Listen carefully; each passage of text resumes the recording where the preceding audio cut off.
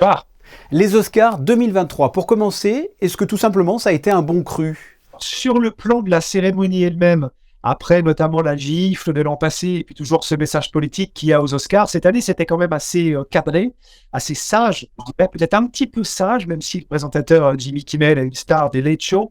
Là, je trouve qu'ils ont vraiment joué l'apaisement. Après, on va en parler, le palmarès est assez ébouriffant et assez exceptionnel. Oui, justement, il faut bien sûr qu'on parle de ce film qui a tout raflé, Everything Everywhere All at Once. C'était une surprise, c'était logique? Alors, c'est vrai que c'est le film le plus nommé, hein, 11 nominations pour ce film-là. Ce qui n'était pas attendu, c'est qu'il rafle à ce point, j'allais vous dire, tout, c'est-à-dire meilleur réalisateur, ils sont deux, euh, meilleur film, meilleure actrice, enfin, 7 Oscars, c'est quand même assez colossal.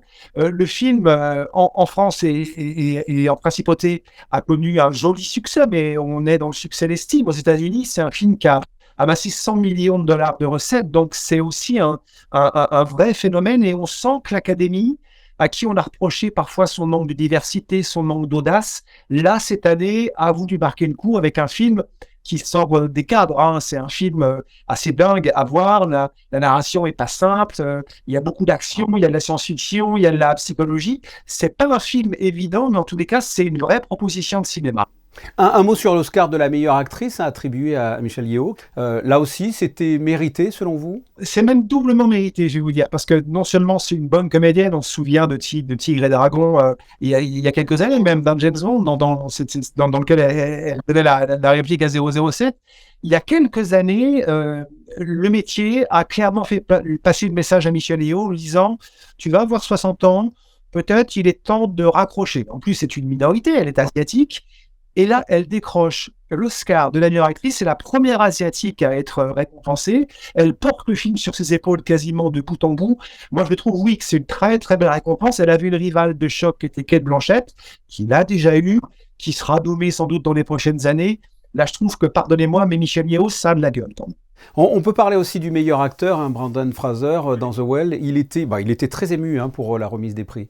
C'est une histoire comme les aime Hollywood, c'est-à-dire que c'est un acteur qu'on a beaucoup vu il y a une vingtaine d'années dans des films comme La Momie, des choses comme ça. Il avait disparu de la circulation. Là, on le retrouve dans un rôle, en plus, qu'adore Hollywood, un rôle à transformation, un rôle à performance, ce film The Whale.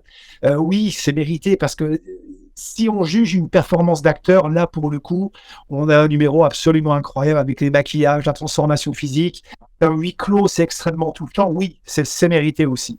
Alors ça n'a pas été l'année des biopics, Elvis a rien eu, Marilyn n'a pas eu l'Oscar de la meilleure actrice par exemple.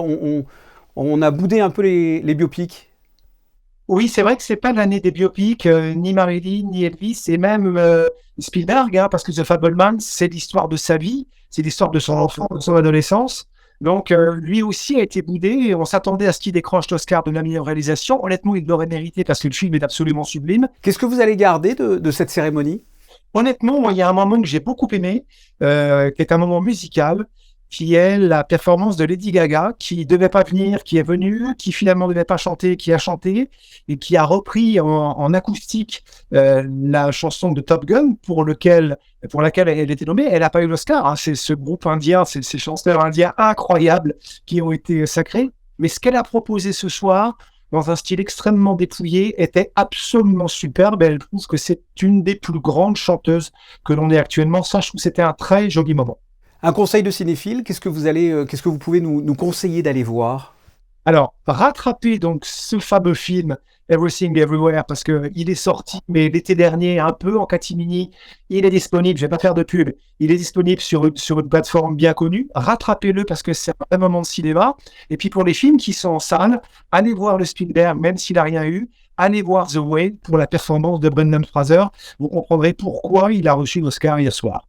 Stéphane Boutsock, vous êtes le monsieur ciné d'RTL. Merci de nous avoir décodé cette cérémonie des Oscars 2023.